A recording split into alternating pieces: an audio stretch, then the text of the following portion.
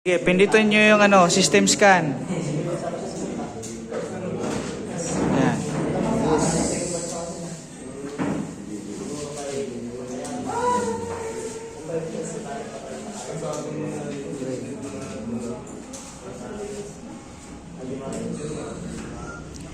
Anong nakalagay dyan? So, merong nakalagay na by color, di ba?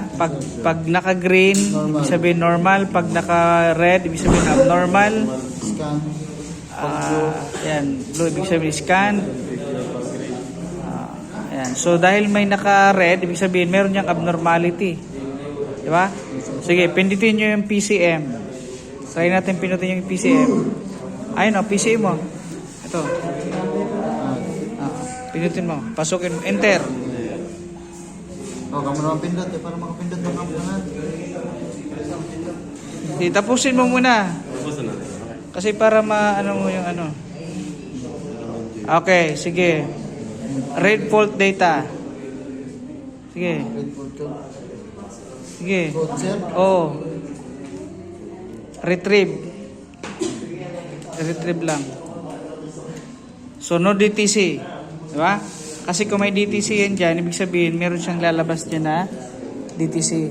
Ibig sabihin sir, dili siya na... ibig sabihin, wala na siyang DTC. Pero pag may DTC yan, lalabas yan dyan. So kung anong lumabas yan na DTC, yan yung i-rectify mo or aayusin mo. Kung saang system yon, so yan yung ayusin mo. Ito wala man, so okay yan, goods yan. So pindutin mo yung arrow, back. Sige. Sige pa.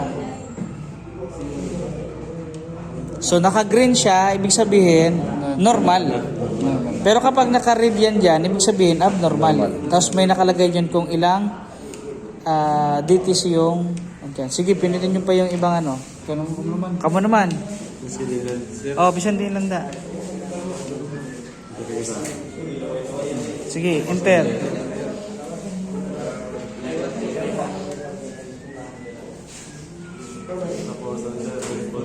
Read fault code. Retrieve. No DTC. Okay, back. Pinutin mo yung arrow sa baba. Sige. Sige pa. Sige. Sige pa. Okay, so naka-green again. So, ibig sabihin, walang problema yung system na yan. Okay, so, ganon. Naintindihan nyo?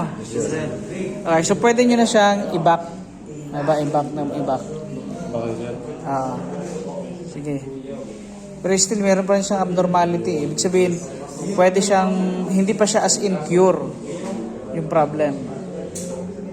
Sige, yes mo. Okay. Okay. Okay na, i-back mo pa. Sige pa. Sige.